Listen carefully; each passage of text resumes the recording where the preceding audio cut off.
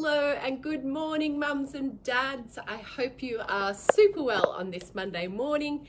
If it is the first time that you have tuned in to one of our Birth Beat lives, hello and welcome. Great to have you here. My name is Edwina. I and Junior, say hello everybody, Junior, my pelvis. What else do we have here? Our boobs, placentas, uterus. We've got all the gear sitting here in front of me. My name is Edwina and I'm a registered midwife, and I use these little things here to help teach and support you around your labour, birth, pregnancy preparation. So that is what I do. I am a childbirth educator and I founded Birth Beat, which is an online platform where we support expecting parents and parents with new babies with all the tools that they need, so that you don't need to go and do Dr. Google, or you don't have to wake up at 2 o'clock at night with that feeling of, am I going to be able to birth this baby, or what am I really going to expect? That's kind of the way that I aim to educate. I feel like a lot of birth preparation is vague and not really detailed in the explanation of what is it going to look, sound, and feel like. And I'll be really honest here with you. I think sometimes when I am showing what a contraction can sound like, or in my courses when I'm making the sounds that you might make when you're transitioning, they're really primal sounds. They're really, it's really full on. And sometimes it might make you or your partner feel a little bit uncomfortable, but it's actually really great to have that while you're not actively birthing, so none of that comes as a shock or a surprise, so that you can understand that this is really normal. You understand what's going on inside of your baby. Anyway, I could bang on about childbirth education just for hours and hours, because I absolutely love it and I think it's so important that everybody does it. Likewise with baby and child first aid, so please say hello, let me know where you're watching from. If you have any questions, pop them in the comments box now so that I can get in and answer those. Tag any friends that you think need to see this. Share this page with as many expecting mums and new parents as possible. That's the way that we can truly make a difference and impact everybody's birth experience. This should be information that everybody has. So please share it far and wide. But incidentally, I was just going to say, we also have the baby and child first aid, and a big part of the baby and child first aid is that when you have your baby, if they get sick, if they get a fever, if they choke on something, or if they choke when they're eating food or starting solids, you need to know what to do. And this really was reinforced to me yesterday. So unfortunately, we spent about 5 hours in our local emergency department. I live in regional New South Wales, so we can't see GPs on a Sunday. Really what my daughter was requiring was a GP. So it wasn't ideal that we were at the emergency department, but we're not able to see GPs because there isn't any GP clinic after hours in the town that we live in. And poor little Polly had a lot of tummy pains. So really full-on cramping and pain and bit of nausea. Anyway, we had to go into the emergency department. They wanted to rule out appendicitis, so that involved having bloods taken and an ultrasound. And it was all a very full-on day.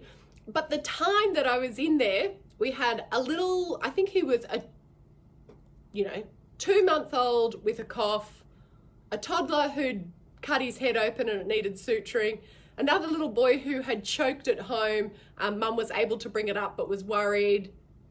I think that was it. Oh, and another little girl who they'd query broken her ankle. I was just like, all of these parents were so distressed and so worried and didn't know what to do. And I was like, I feel like the baby and child first aid shouldn't just be, hey, if you can do it, or if you can make the time, or if you can afford it, or have the investment into it. This should be every single parent, when you have a baby and you leave the hospital, or you birth your baby at home, or wherever you birth your baby, it's like getting a license to drive a car.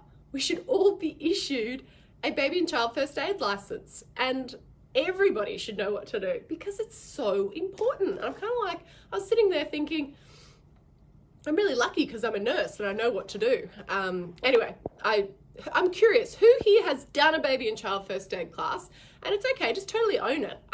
In saying this, my husband hadn't done one for years until we created the Birth Beat online one, because it was really hard as new parents with a baby to go and get to a face-to-face class. So that is why we created the online option. Or who has it on their to-do list? Hands up if you've got it on your to-do list and you just haven't got to it yet. Okay, so let me say hello to everybody. Hi, Alexandra. Alexandra has her 6-month baby girl in Cairns. Lately, she's been slapping the bottle at every feed, pushing it away, and then slapping me. Is this just developmental or a sign of start of bottle aversion, or something else? Been happening about 2 weeks now, and feeds are just exhausting. Oh, Alexandra, I so feel for you, and I'm sure there's many other mums who are experiencing this. And it's not even just pushing the bottle away. It can present itself in other ways, and it's very developmentally appropriate, particularly around that 6 to 8 month age. They're so interested in everything that's going around. How it can present is pushing the bottle away, slapping the bottle away, biting if they're breastfed, so biting at the breast or at the nipple, not like kind of turning and thrashing as well when they're being breastfed. All of those things, if you're experiencing any of those, give me a hands up. And yes, very developmentally appropriate. It's not necessarily a bottle aversion, but she's looking for a reaction. So she's looking for some attention from you. And it might be that and you might notice this now, that because they feed so efficiently, we start to get distracted. We start to, do little jobs or check something on our phone, or be sort of multitasking, like often we do as parents. We are multitasking. So maybe just focus on the next few feeds, the next few days, Alexandra, really just giving her a lot of attention for each feed, talking to her, chatting to her. When she does slap the bottle away, or if for anyone else, if it's presenting like biting at the breast or nipple or thrashing around, maybe as well, it's what we don't want to be doing is like going, no, with a big reaction, because again, they're getting a reaction. It's like, oh, that's cool, I got a reaction. Just a really firm, no, we don't do that, and really reaffirming to her that that's not, we don't want to keep doing that. And try some different positions, or feeding her in different areas, or just mixing up her little routine a little bit. That can often help, but it's unlikely that she'd be having bottle aversion at 6 months. However, we just don't know. So let's try all those other things. Lots of attention to her, lots of engagement with her while she's having her feeding time, trying to feed in different positions, different areas of the house, sitting outside, sitting on a swing set. I know it all sounds crazy. I even say like jumping in the bath and feeding them in a bath and having a feed together. All of those sort of things can help break through this little cycle. And again, 6 months is pretty early. If you want to introduce the sippy cup and things like that, you can start that, but it's likely that she'll still need to continue feeding, breastfeeding or bottle feeding. That works for both people. Is that helpful? And I know what you mean. It is exhausting when you're constantly like, no, come on, feed. Just try mixing it up a little bit, and I'm sure she'll come back. Kimberly has said, hi, I have a 7-month-old, woke up with a rash on his face. Everything that I've read has told me it's normal and will go away within 2 to 3 days. Family saying it's a heat rash, first time he has gotten it, just not sure whether to take him to GP. He isn't fussed by it and is still sleeping, eating, etc. Now, Kimberly, I like to be really careful about not giving out any specific medical advice, so I'm just going to speak generally in the same way that I do in the baby and child first aid course about understanding different rashes, understanding when to be worried, when to not, and that's what we teach in our first aid class. Our first aid class isn't just about, what to do if they choke or stop breathing. It's actually how to look after all these things, like what if they're vomiting, what if they've got a fever, what if they've got a rash, what if they get bitten by something, all the stuff that parents need to know. I'm going to put a link here in the comments after I put this live, so that you can all go and have a look at what the first aid course that we teach actually includes. It's not like your regular, need to tick a box first aid course to get certified. It's actually what parents need to know, and rashes is a really big part of what we teach. So Kimberly, the first thing is about being able to identify what kind of rash. And when I say what kind of rash, luckily there's a glass sitting here, we want to know whether it's blanching or non-blanching. That's a bit of a general, and again it's very general, way of knowing if it's a rash that we should be concerned about. And when I say a rash that we should be concerned about, a rash that may indicate meningococcal or a couple of other viruses that we could be concerned about. And what we do is take a clear glass and push that onto the baby's skin. And we want to know if that rash is blanching or non-blanching. So say you push it onto the rash, you know, on their cheek. I think you said it was on her cheek. So you push the glass quite firmly onto it. And if you can still see the rash through that glass, that's what we call non-blanching. If you push the glass and you see that the skin goes back to its normal color, that's what we call, blanching. So you want to make sure the best types of rashes are the ones that go white and then the color comes back into it. It's just a good little trick for everybody to know what to do. However, lots of kids, lots of babies will get rashes at some stage. If the child is unwell at all, so has a fever, is off food, sleeping for longer periods associated with that rash, I always encourage you to get it checked out. Even if they're not and you're just concerned and you want to have them checked out, there's no harm in doing that. However, if the child's perfectly well, eating, drinking, no temperature, you know, it's unlikely that it's going to be something, but it's very hard for me. That's not my job to diagnose. That's not my job to treat. So I always just say, have a look at it, be educated, know what the different types of rashes can look like, and look at your whole child. Like, are they well? Do they have any temperatures? Are they off their food? That kind of thing. But for you, generally, it just sounds a little bit like it might be a heat rash. Also, after babies and children, and even adults, we get it as well. What's called a post-viral rash. We can get a bit of a rash after we've had some sort of underlying virus. So if you're concerned, go and see a GP. If your bubs develops any other signs of fever, off food, sleeping for longer periods of time, it's always worthwhile getting them checked out, and do a first aid class so that you know how to identify different types of rashes. I hope that is helpful. Natasha has said, hi Ed, watching from Hunter Valley. Finally had my baby boy. Yay, Natasha. 4 days old. Oh, send me a photo. I love receiving all of your photos. Kayla has said, hi Edwina, 34+2 today. Should I be concerned that I have blood coming through in my colostrum? I had the same thing around 22 weeks and it has now come back. Kayla, it's not so much like, so is it obvious blood or is it just tinted where you can see that it's a bit pinky red orange? Again, I would just show your midwife, so just collect it. It's probably not a reason to be concerned, but it's good just to have the midwife have a look at it. Plus, it may not be blood, so colostrum can come in all different size, shapes, all different textures and colors and thicknesses. So I would just express a little bit into a syringe and have your midwife look at it, or if you're able to do it. Also, Kayla, at 34 weeks, I hope you're not sort of regularly expressing colostrum yet. It's probably just a little bit too early for you. We encourage you to start expressing colostrum from about 37 weeks and making sure that you've checked that off with your GP or obstetrician or midwife before you do that. Every time I get on here, my nose gets itchy. Ashley, 35 weeks tomorrow, have started leaking a tiny amount of fluid, wet patch on undies, just damp, no discharge, and drip of clear milky fluid drip down my leg. Anything to worry about?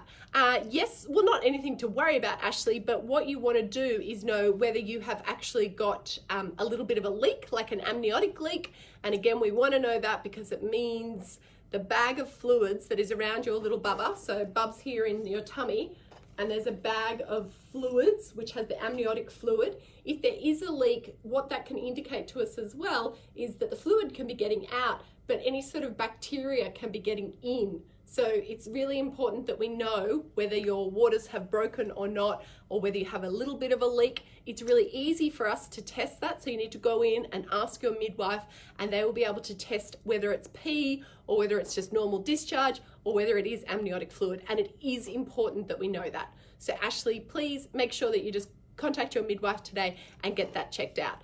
However, for everybody who's watching, who's currently pregnant, later stages of pregnancy, you do get increased discharge. You might see a little bit of, like it almost looks a bit like a golly, like a little bit phlegmy, and that can sometimes be your mucus plug, but again, we'd expect that to be a little bit later.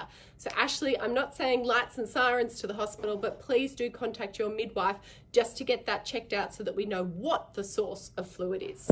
I hope that is helpful. And I think that's a good one. Kayla has said it's been a bit of both, so a bit of blood, bit of colostrum.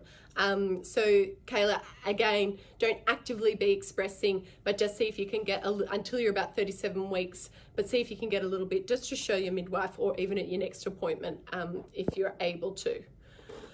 Alana has said, hey there, what can you do to help back pain in pregnancy? Yes, Alana, this is something that so many of our birth beat women constantly talk to me about.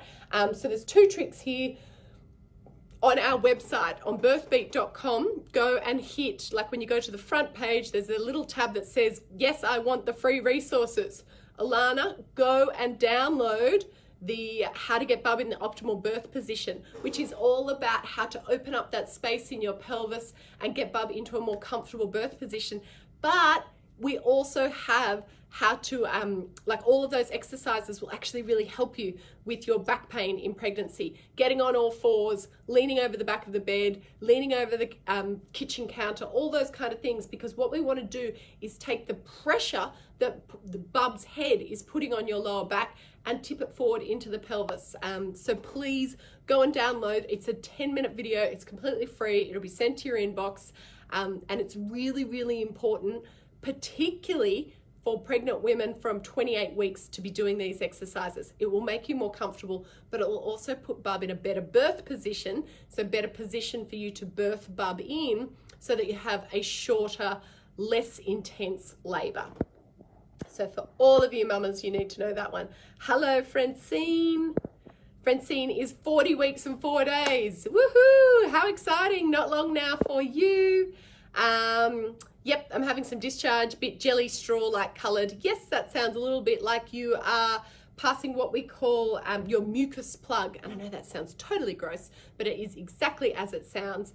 When your cervix is tight and closed and it starts to relax and open a little bit, there's this little bit of waxy, sort of mucusy, phlegmy, straw-looking discharge. And that's when it's released, and often within about 48 hours up to 72 hours, you'll go into labor. So I hope that is the case for you, Francine. I'm sure you're getting totally over it by now. Yeah, is it a sign I'm soon to labor? It seems ages to give birth. Yes, look, I know, and I know when we get to those later stages, it's so hard to stay patient, but please, please, please don't rush labor. Don't rush birth. It is not something that needs to be rushed. You want to be really beautiful and patient with it, because it can take days, it can take, hours and hours for the early stages of labor. So just try and distract yourself. You don't want to be peaking too early, essentially. Like I teach in our courses that it's like running a marathon, preparing for labor and laboring is like running a marathon. So you don't want to sprint at the beginning. You want to conserve your energy. You want to be really relaxed and really well prepared for your birth. All right, guys, I hope that has been helpful. I am going to be jumping now into the members portal and answering all the questions for our online members. If you want to become part of our online community where you get more one-on-one with me, where you're able to ask me your questions at whatever time, if you want to be able to watch all of our resources and sit down with your partner and watch our videos and know what labor is going to look, sound, and feel like, come and check out birthbeat.com. We would love to have you in our community, and I will talk to you all soon. Okay, bye.